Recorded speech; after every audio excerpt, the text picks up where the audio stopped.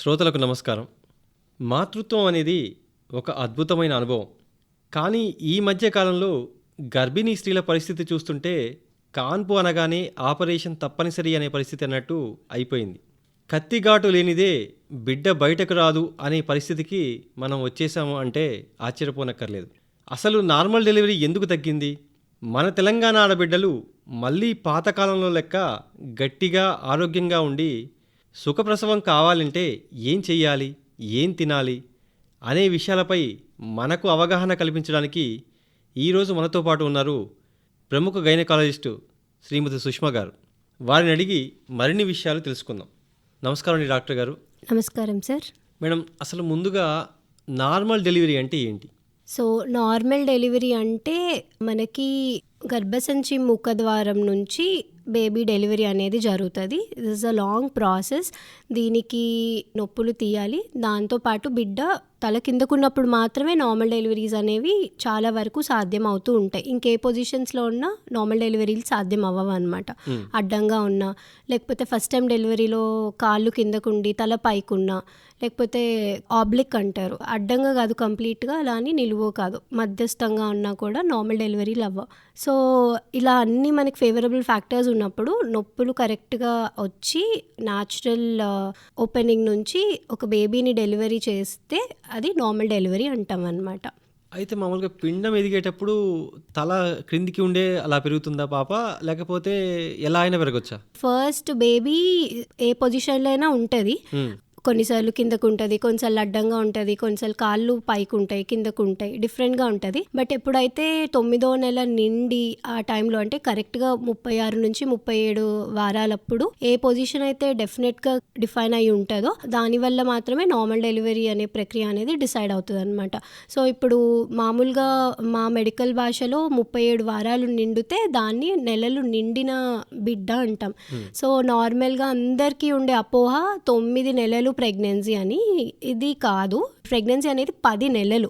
So 40 weeks. 40 weeks అంటే 1 మంత్లో 4 weeks, so 40 weeks. So 9 పడంగానే వీళ్ళు 9 పడిపోయింది, ఇప్పుడు డెలివరీకి రెడీగా అయిపోతాం అంటారు. కానీ 9 ఎప్పుడు పడుతుంది అంటే 32 వీక్స్ నిండిన తర్వాత 9 పడుతుంది, నడుస్తూ ఉంటుంది. 9 నిండాలి. 9 నిండితేనే మనకి నెలలు నిండిన బేబీ అంటాం, లేకపోతే నెలలు తక్కువనే అనుకోవాలన్నమాట.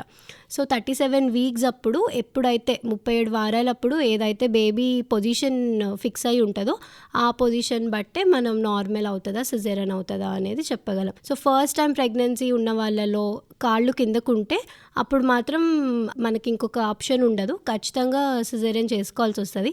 బట్ సెకండ్ టైం కాళ్ళు కిందకుంటే గనక అవసరం పడకపోవచ్చు, డిపెండింగ్ అపాన్ మనకు ఆ సిచ్యువేషన్స్ ఎలా ఉన్నాయి అవన్నీ చూసుకొని. దాన్ని బట్టి బేబీ వెయిట్ ఎక్కువ ఉన్నా కూడా కొన్నిసార్లు కాళ్ళు కిందకున్నా కూడా నార్మల్ చేయమన్నమాట. సో అన్నీ కొన్ని ఫ్యాక్టర్స్ ఉంటాయి, అవన్నీ చూసుకొని ప్రొసీడ్ అవ్వాలన్నమాట normal delivery.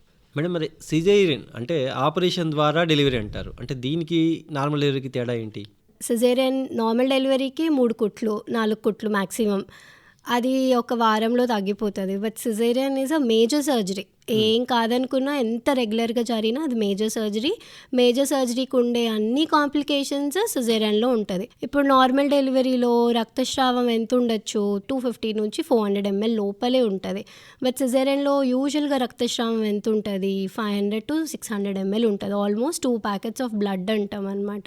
So more than that మళ్ళీ మనకి హై రిస్క్ అయినట్టు.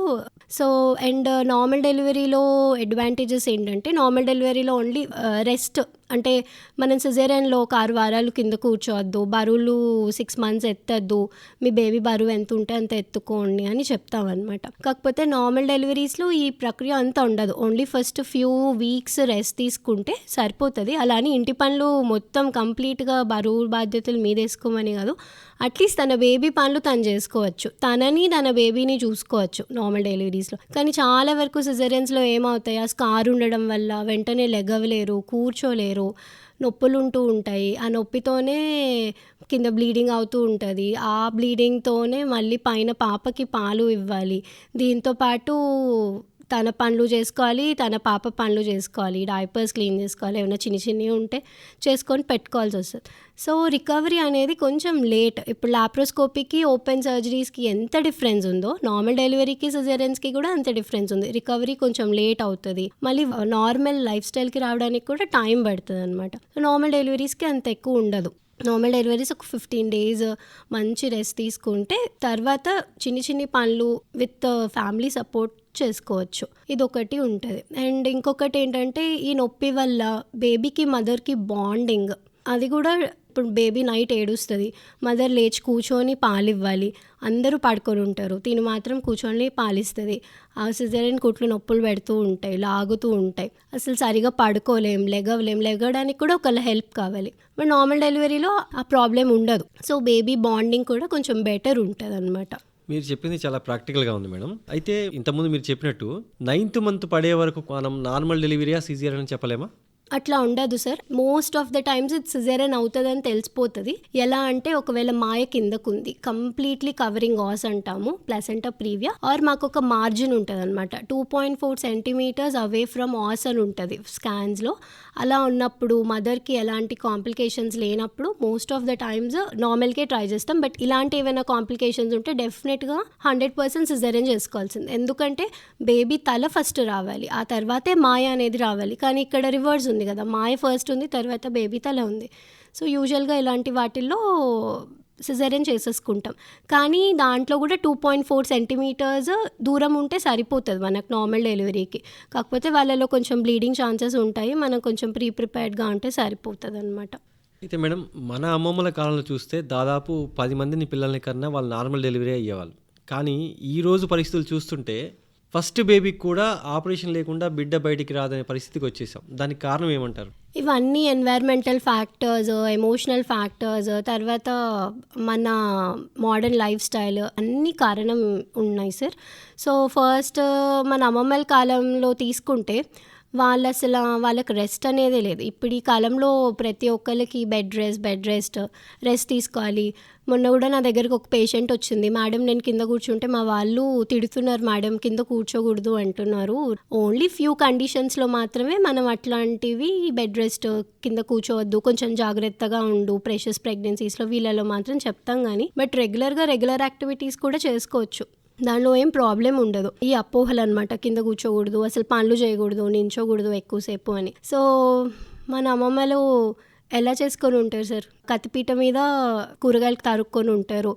అసలు వాళ్ళకి బర్తింగ్ ఎక్సర్సైజెస్ అనే కాన్సెప్టే లేదు. ఎందుకంటే వాళ్ళు చేసే ప్రతి పని బర్తింగ్కి ఎక్సర్సైజే. మజ్జిగ చిలకడం కానీ, లేకపోతే బియ్యంని పిండి చేయడం కానీ, ఇవన్నీ వాళ్ళకి రెగ్యులర్గా. ఇప్పుడు మనం 9th month డక్ వాక్ చేయండి, మెట్లెక్కి దిగండి, ఎక్కువ వాక్ చేయండి అని చెప్తాం. డక్ వాక్ అంటే ఏంటి, నేలకి బట్ట పెట్టడమే. ఇప్పుడు అంటే మాప్లు వచ్చినాయి, లేకపోతే వాక్యూమ్ మెషిన్స్ వచ్చినాయి క్లీనింగ్కి. ఇది వరకు అవేం లేకుండే, హ్యాపీగా వాళ్ళు బకెట్లో బట్ట వేసుకొని కింద కూర్చొని తుడిచి మళ్ళీ బకెట్ని తోసి లెగవరు, ఇంకా మళ్ళీ అలానే ఇల్లు మొత్తం తుడుస్తారు. వాళ్ళ ఎక్సర్సైజెస్ అలాంటివి, వాళ్ళకి అందుకే నార్మల్ కాన్పులు ఉన్నాయి.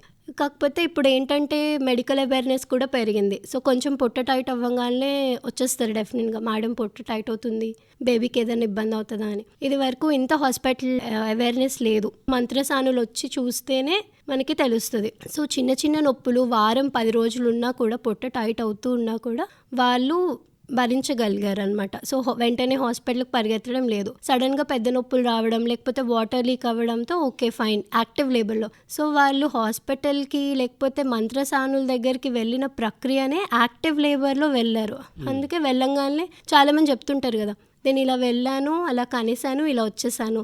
చాలామంది 2-3 డెలివరీలు అయితే బాత్రూముల్లోనే డెలివరీ అయిన రోజులు ఉన్నాయన్నమాట. సో అది ఇప్పుడు అవేర్నెస్ పెరగడం వల్ల చిన్న నొప్పులకే ఫస్ట్ వచ్చేస్తారు.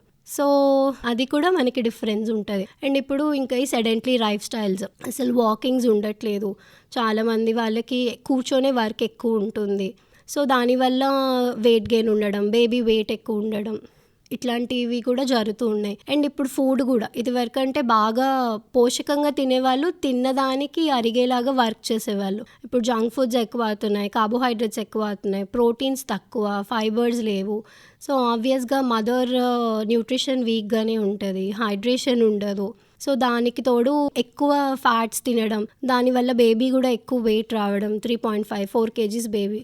అట్లా 4 kgs బేబీ ఉన్నప్పుడు ఫస్ట్ నార్మల్ అవ్వడానికి కొంచెం కష్టంగానే ఉంటుంది. అవ్వదు అని ఏమి ఉండదు, కానీ అవ్వడానికి కష్టంగానే ఉంటుంది. సో ఆ టైంలో డిఫికల్టీస్ ఉంటాయి.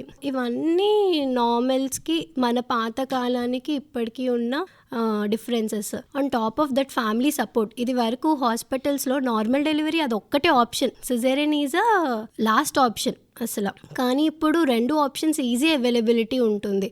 సో నొప్పులు తీయడం డిక్టివ్ అంతే, అది అయిపోవాల్సిందే. బట్ ఇప్పుడు అలా కాదు, అమ్మో మా అమ్మాయి నొప్పులు తీయలేదు మేడం, చేసేసేయండి. సో చాలామంది సిజేరియన్ రిక్వెస్టింగ్గా అసలు ఫిక్స్ అయ్యి వస్తున్నారు. మేం చేస్తామమ్మా, కూర్చో, నేను నైట్ అంతా మేల్కొనేది నేను కదా, నేను ఓపిక్గా చేస్తానన్నాడు. ఏం అవసరం లేదు, నువ్వు చేయవా, నేను ఇంకో హాస్పిటల్కి వెళ్ళిపోతా.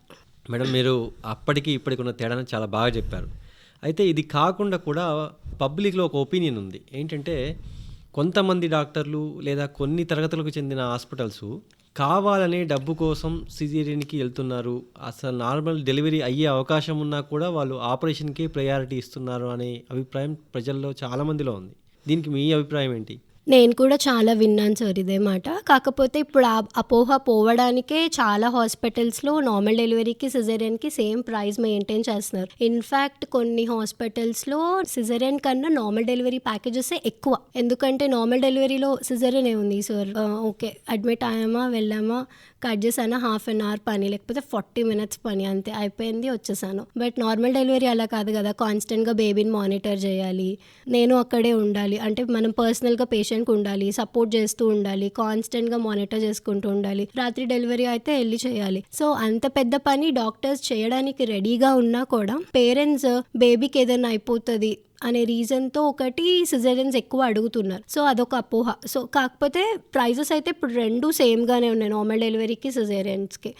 డాక్టర్స్ ఎప్పుడు సిజేరియన్స్ చేస్తారు అంటే, అమ్మ నువ్వేమైనా నాకు తెలీదు, నాకు బేబీ ఖచ్చితంగా బాగుండాలి, ఏం అవ్వకూడదు. 99% నార్మల్ డెలివరీస్లో ఏం అవ్వవు సార్. మనందరం అట్లా బయటకు వచ్చిన వాళ్ళమే కదా నార్మల్ డెలివరీతోనే, మనకేం అవ్వలేదు, now we are doing good job. కాకపోతే ఎక్కడో ఒకటి 1% 2% వాళ్ళలో అది సిజేరియన్లో కూడా అవుతుంది. కానీ ఇప్పుడు అందరూ క్వశ్చన్ చేస్తున్నారు. సో డాక్టర్స్ కూడా ఏమనుకుంటారు, నేను ఎందుకు రిస్క్ తీసుకోవాలి, అయిపోతుంది కదా, వాళ్ళకి హ్యాపీ, నాకు హ్యాపీ. సో అట్లా ఉన్నప్పుడు డెఫినెట్గా ఏ డాక్టర్ అయినా ఎందుకు రిస్క్, ఏదైతే ఉంది చేసేస్తే అయిపోతుంది అనుకుంటారు. అంటే డాక్టర్లు కూడా ఒక రకమైన కంపల్షన్లోకి నెట్టబడుతున్నారు. ఇప్పుడు అందరికీ ఎట్లా ఉందంటే సార్, టు సే ఫ్రాంక్లీ, నేనైతే మొన్న కూడా మా పేషెంట్స్తో, ఏంటమ్మా ఇదేమైనా బ్లింకిటా జొమాటోనా, వచ్చావు ఫాస్ట్గా డెలివరీలు అయిపోవాలి, ఫాస్ట్గా బేబీని చేతిలో ఎత్తేసుకోవాలి. అంటే మేడం, మీరు చెప్పినట్టు ఇప్పుడు మన లైఫ్ స్టైల్ మారడం వల్ల ఈ పరిస్థితులు వచ్చాయంటున్నారు. అంటే ఈ పరిస్థితుల్లో కూడా, అంటే ఈ లైఫ్ స్టైల్లో కూడా మనం మార్పులు చేసుకోవడం ద్వారా నార్మల్ డెలివరీ చేయొచ్చా?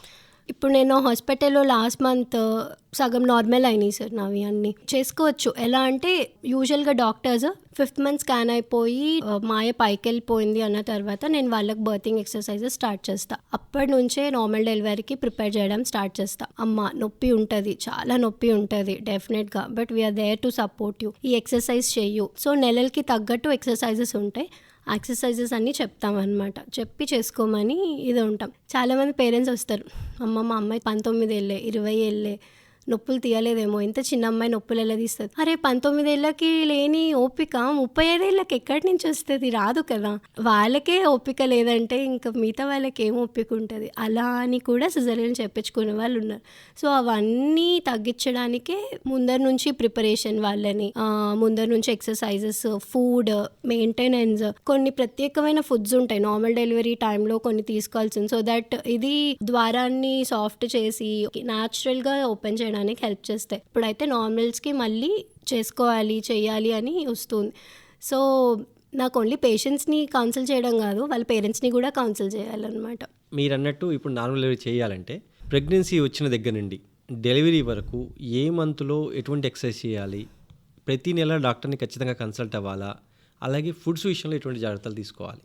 సో ప్రతి మంత్ డాక్టర్ని కన్సల్ట్ అవ్వాలి ఫర్ జనరల్ చెకప్. ప్రతిసారి స్కాన్ అవసరం పడదు, ప్రతిసారి బ్లడ్ టెస్ట్లు అవసరం పడవు. సో నార్మల్గా మనం 3వ నెలలో స్కాన్ తీసామనుకోండి, ఎన్టీ స్కాన్ అంటాము. Most of the times 6 weeks 9 weeks అప్పుడు స్కాన్ చేసుకొని పిండం ఎక్కడ ఉంది, గర్భసంచిలో ఉందా, ట్యూబ్లో ఉందా, బాగానే ఉందా, హార్ట్ బీట్ వచ్చిందా లేదా, ఇది కన్ఫర్మేషన్ స్కాన్. దాని తర్వాత 11 నుంచి 13 weeks అప్పుడు ఎన్టీ స్కాన్ అని ఉంటుంది. ఇందులో మనకి జనులోపాలు ఏమైనా ఉంటే తెలుస్తూ ఉంటాయి అన్నమాట. Genetic problems, down syndrome, Patau 2 syndromes అంటాము, ఎడ్వర్డ్ సిండ్రోమ్ అని. దీంట్లో బేబీ నోస్ వచ్చిందా లేదా, మెడ దగ్గర నీరు ఉంటుంది, ఆ నీరు ఎంత ఉంది అని చూసుకుంటాం అనమాట. దీంతో పాటు డబుల్ మార్కర్ టెస్ట్ ఉంటుంది. ఒక్కసారి ఈ స్కాన్ అయిపోతే మళ్ళీ నెక్స్ట్ స్కాన్ 5th మంత్లోనే ఉంటుంది అనమాట. అంటే అరౌండ్ 18 వీక్స్ నుంచి 22 వీక్స్ మధ్యలో, 20 వీక్స్ ఆ టైంలో యూజువల్గా ప్రతి డాక్టర్స్ చేస్తారు. సో 2 months గ్యాప్తో చేస్తుంటాం. సో ఒక్కసారి ఈ స్కాన్ అయిపోయిన తర్వాత సో ఫస్ట్ 5 months మాయ అడ్జస్ట్ అవుతూ ఉంటుంది. మదర్కి కూడా వామిటింగ్స్ ఇవన్నీ సిమ్టమ్స్ ఉంటాయి, కొన్నిసార్లు తినలేరు, ప్రెగ్నెన్సీ ఎవర్షన్స్ ఉంటాయి అన్నమాట. సో 5 months దాకా వాళ్ళని స్టెబిలైజ్ చేసుకోవడానికి సరిపోతుంది. బట్ వన్స్ 5 months అయిపోయిన తర్వాత కొంచెం కార్బోహైడ్రేట్స్ అంటే మనం అన్నం, చపాతీస్ కొంచెం మోడరేట్ సైజులో తీసుకొని ఫ్రూట్స్, వెజిటబుల్స్, కూరలు ఎక్కువ ఇవి తినడం, దాంతో మెయిన్లీ ప్రోటీన్ యాడ్ చేసుకోవడం, ఫైబర్ యాడ్ చేసుకోవడం, హైడ్రేటెడ్గా ఉండడం, ఇవన్నీ మంచివి అనమాట నార్మల్ డెలివరీకి. And minimum definitely 1/2 hour to 40 minutes walk in a day, so that మన సెడెంటరీ లైఫ్ స్టైల్ ఉండకుండా ఉంటుంది. ప్రెగ్నెన్సీస్లో వెయిట్ గెయిన్ అనేది కూడా దీంట్లో ఇంపార్టెంట్. చాలా బాగా తినేసి లేకపోతే ఎక్కువ వెయిట్ అయిపోవడం, యూజువల్గా మనం ప్రెగ్నెన్సీలో వాళ్ళ ఉండే వెయిట్ని బట్టి వెయిట్ గెయిన్ అనేది డిసైడ్ చేస్తాం. ఇప్పుడు మరీ థిన్గా ఉంది, బాగా తక్కువ వెయిట్ ఉందంటే వాళ్ళకి 19 kgs కూడా చెప్తాం. ఇప్పుడు 80 kgs అవ్వండి, నేను 19 kgs పెరగమని చెప్పాను కదా, ఆబ్వియస్గా 5 to 7 kgs పెరగమని చెప్తా. సో ఇలా కాకుండా అబ్నార్మల్ వెయిట్ గెయిన్ అయినా కూడా వాళ్ళకి మళ్ళీ నార్మల్ ఛాన్సెస్ తక్కువ ఉంటాయి అన్నమాట. సో బేబీ కూడా పెద్దది ఉండే ఛాన్స్ ఉంటుంది, సో నార్మల్ ఛాన్సెస్ తక్కువ ఉంటాయి. సో ఇదొకటి, లైఫ్ స్టైల్ మోడిఫికేషన్ ఒకటి. దాని తర్వాత ప్రిపరేషన్ ఫర్ నార్మల్ డెలివరీ, అంటే మైండ్ని ముందర నుంచే, ఇది వరకు ఆప్షన్ లేకుండే కాబట్టి నార్మల్ డెలివరీ గురించి ఆలోచించేవాళ్ళు కాదు, నొప్పులు వచ్చినప్పుడు తీసేవాళ్ళు, కనేసేవాళ్ళు. బట్ ఇప్పుడు ప్రిపేర్ చేయాల్సి వస్తుంది పేషెంట్స్కి.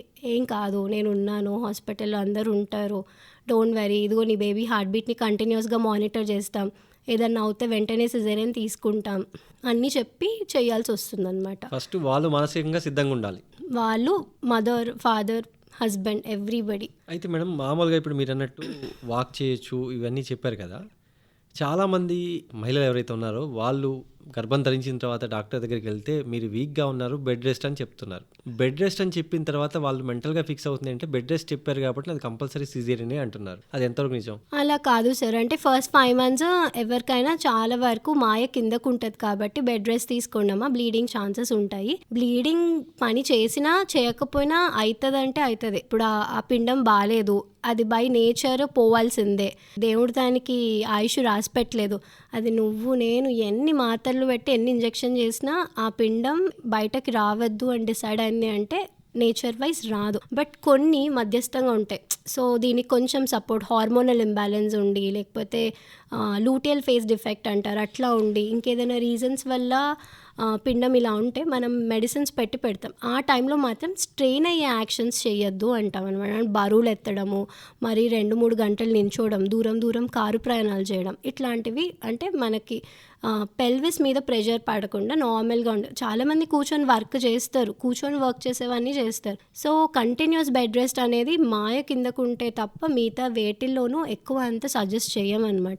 వన్స్ 5th month అయిపోయింది, మాయ పైకి వెళ్ళిపోయింది, ఒక్కసారి మాయ పైకి వెళ్ళింది, షీస్ ఫైన్ అంటే will start doing berthing exercises for them.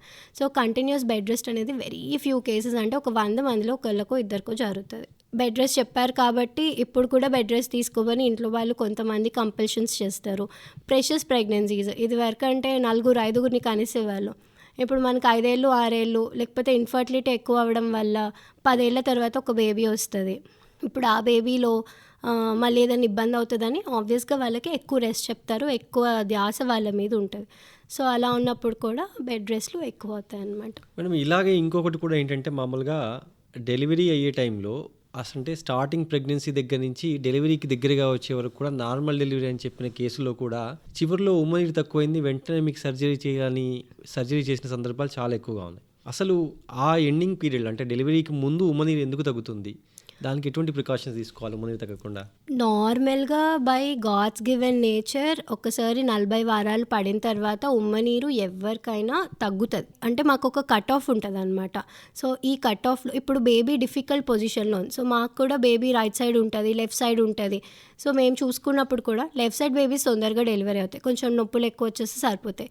Right side ఉన్న బేబీస్ కొంచెం డెలివరీ ఎక్కువ టైం తీసుకుంటాయి. ఎందుకంటే అది రొటేట్ లోపల తిరిగి నార్మల్ పొజిషన్కి రావడానికి టైం ఎక్కువ పడుతుంది. అట్లా ఉన్నప్పుడు లూబ్రికేషన్, సో లోపల ఉమ్మనీరు ఏం హెల్ప్ చేస్తుంది, లూబ్రికేషన్ కోసం హెల్ప్ చేస్తుంది. ఇప్పుడు ఉమ్మనీరు మరీ 6-5 మామూలుగా బుక్ ప్రకారం అయితే 5 దాకా కూడా మనం నార్మల్ డెలివరీ ట్రయల్స్ ఇవ్వచ్చు. బట్ చూసుకుంటాం అనమాట. ఇప్పుడు బేబీ బాగా రొటేట్ అవుతుంది, ఇబ్బంది ఏం లేదు, బాగానే ఉంది అంటే అప్పుడు కూడా నార్మల్ డెలివరీ ట్రై చేస్తాం. బట్ ఎప్పుడైతే అది కూడా అవ్వట్లేదు, అసలు రొటేటే అవ్వట్లేదు, బాగా కష్టంగా ఉంది అన్నప్పుడు మాత్రమే సిజేరియన్స్ తీసుకుంటాం అనమాట. సో ఇప్పుడు చాలాసార్లు నార్మల్కే ప్రయత్నించి లాస్ట్లో సిజేరియన్ తీసుకునేవి కూడా ఉంటాయి. ఎప్పుడు ఉంటాయంటే ఇట్లా బాగా ఉమ్మనీరు తగ్గిపోయినప్పుడు, లేకపోతే బీపీలు బాగా బీపీ ఎక్కువ అయ్యి ఆవిడకి ఫిట్స్ వస్తాయి అన్న పొజిషన్లో మాత్రం డెఫినెట్గా మదర్ని కూడా కాపాడాలి. కాబట్టి పేషెంట్స్ కూడా సహకరించాలి కదా.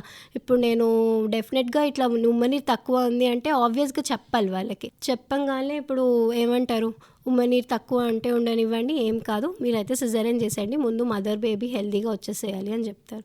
బీపీ తక్కువ ఉన్నప్పుడు కూడా ఫిట్స్ గురించి చెప్తాం మనం, అమ్మ ఇట్లా వచ్చే అవకాశాలు ఉంటే జాగ్రత్త పడాలి, మందులు ఇస్తున్నాను, చూసుకుంటాను, ఏదైనా ఉంటే వద్దు మేడం చేసేయండి సిజేరియన్ అనేస్తారు. సో పేషెంట్స్కి కూడా చిన్న రిస్క్, మెడిసిన్లో ప్రతిదీ రిస్కే, కాకపోతే ఆ రిస్క్ తీసుకోవడానికి డాక్టర్ రెడీ ఉన్నా పేషెంట్స్ రెడీ లేనప్పుడు మేము ఖచ్చితంగా వాళ్ళ మీద పుష్ చేస్తాం. ఎందుకంటే రేపు ఏదైనా అవుతే ఫస్ట్ మనల్ని అడుగుతారు డెఫినెట్గా. సో ఆ రిస్క్ కూడా వాళ్ళు తీసుకున్నప్పుడు మేము కూడా తీసుకోం. సో అందుకే ఆ టైంలో పోగా ఏదైనా ఇబ్బంది ఉంటే, హై రిస్క్ ప్రెగ్నెన్సీ అయితే అప్పుడు డెఫినెట్గా సిజేరియన్ చేయాల్సి వస్తుంది. అలాగే సిజేరియన్కి మామూలుగా నార్మల్ డెలివరీకి, అంటే సిజేరియన్ చేసినప్పటికీ నార్మల్ డెలివరీకి మధ్యలో చాలా తేడాలు చెప్తారు. అంటే సిజేరియన్ చేసిన తర్వాత ఆ మహిళ ఎవరైతే ఉన్నారో వారికి చాలాగా జనరల్ వీక్నెస్ రావడం, ఎక్కువసేపు నిలబడలేకపోవడం, ఎక్కువ తమ పనులు తాము చేసుకోలేకపోవడం అనేవి చాలా ఉన్నాయి. 2 సార్లు సిజేరియన్ అయితే అసలు వాళ్ళ లైఫ్లో లేడీస్కి సంబంధించిన అన్ని కాంప్లికేషన్స్ వస్తాయని జనరల్గా మహిళలు మాట్లాడుకుంటుంటారు. అలాగే నార్మల్ డెలివరీ అయిన వాళ్ళకి, సిజేరియన్ అయిన వాళ్ళకి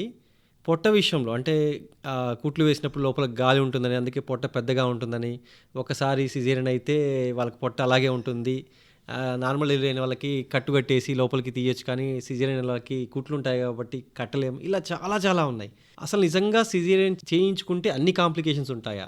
సిజేరియన్ మేజర్ సర్జరీ నేను ఒప్పుకుంటాను, కాకపోతే సిజేరియన్ చేస్తే అన్ని కాంప్లికేషన్స్ ఏమీ ఉండవు. ఇప్పుడు నార్మల్ డెలివరీలో మనం నార్మల్ జనరల్ లైఫ్ స్టైల్కి తొందరగా వచ్చేస్తాం.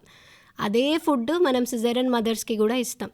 జనరల్ వర్క్ స్టైల్లోకి రావడానికి వాళ్ళకి మినిమం 1.5 మంత్ 2 మంత్స్ పడుతుంది. ఈ మధ్యలో పాలు బాగా రావాలని ఫుల్ అన్నం పెడతారు, ఫుల్ హెవీ ఫ్యాట్స్ ఉన్న ఫుడ్ పెడతారు, డైట్ ఎక్కువ ఉన్న ఫుడ్ పెడతారు. ఆబ్వియస్గా వాళ్ళకి వెయిట్ గెయిన్ అనేది ఉంటుంది. మన క్లినిక్లో కూడా అడుగుతారు, బేబీ డెలివరీ అవ్వగానే పొట్ట అంతే ఉంది అంటే, మేడం ఏంటి మేడం ఇంత పొట్ట ఉంది, డెలివరీ అయినా కూడా డెలివరీ అవ్వలేదు అనిపిస్తుంది, అంత పొట్ట ఉంది, దానికి టైం ఇవ్వాలి కదా.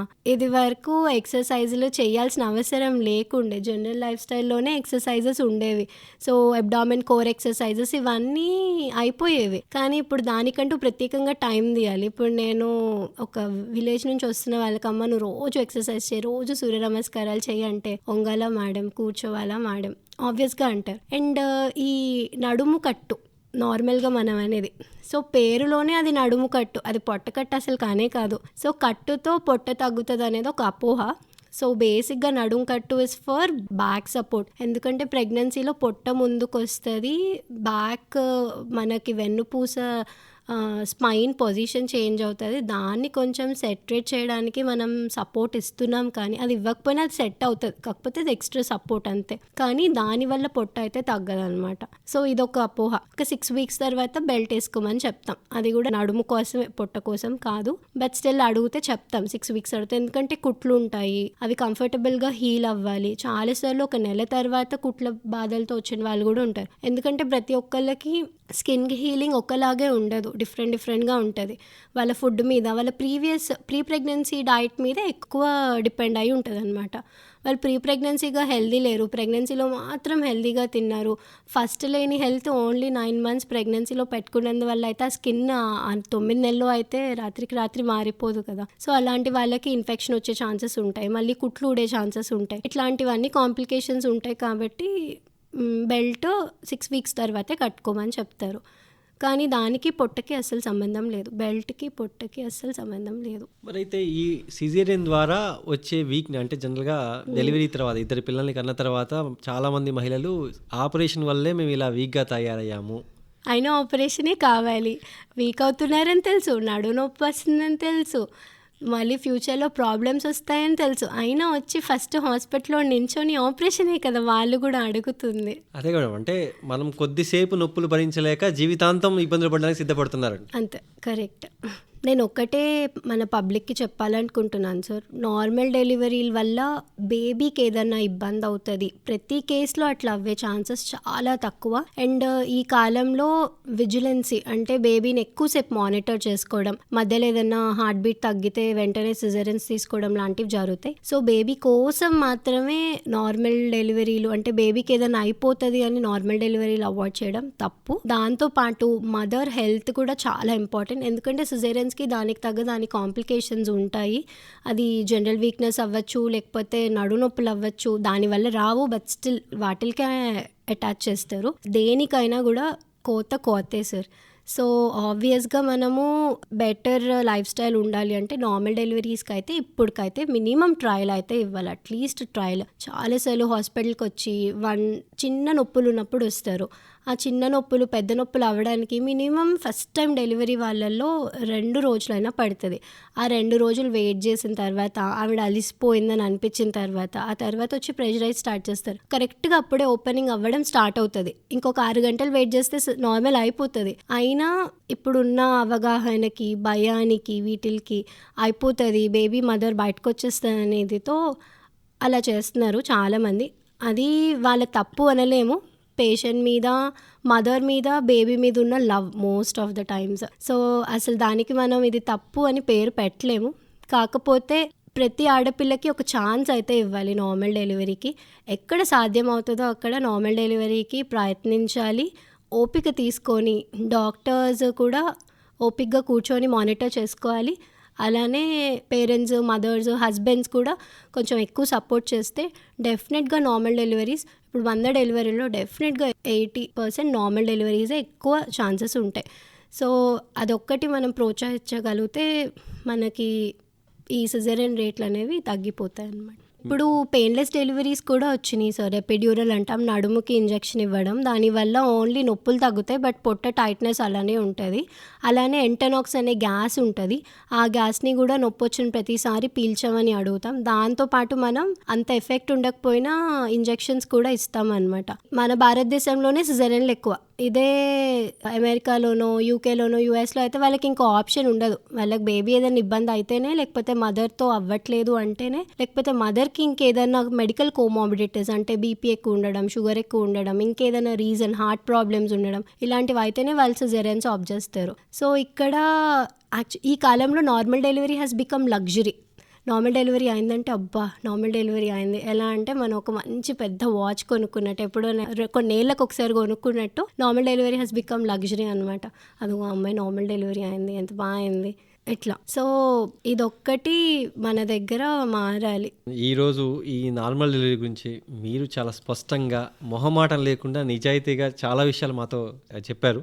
ముఖ్యంగా శ్రోతలు గుర్తుంచుకోవాల్సింది ఏంటంటే, నార్మల్ డెలివరీ అంటే భయపడకండి, అది ప్రకృతి మనకిచ్చిన వరం. సరైన జాగ్రత్తలు, డాక్టర్ సలహా, సరైన వ్యాయామం, సరైన ఫుడ్, ఇవి తీసుకుంటే నార్మల్ డెలివరీ అనేది ఖచ్చితంగా సాధ్యమని మనకి డాక్టర్ సుష్మా గారు తెలియజేశారు. ఇది గుర్తుంచుకొని నార్మల్ డెలివరీ అవ్వడానికి ప్రయత్నించండి. డాక్టర్ గారు ఈరోజు మా స్టూడియోకి వచ్చి మా శ్రోతలకు చాలా విలువైన విషయాలు తెలియజేసినందుకు మీకు మా శ్రోతలందరి తరపున మరొకసారి ధన్యవాదాలు తెలియజేసుకుంటున్నాను. నమస్కారం అండి. నమస్కారం అండి.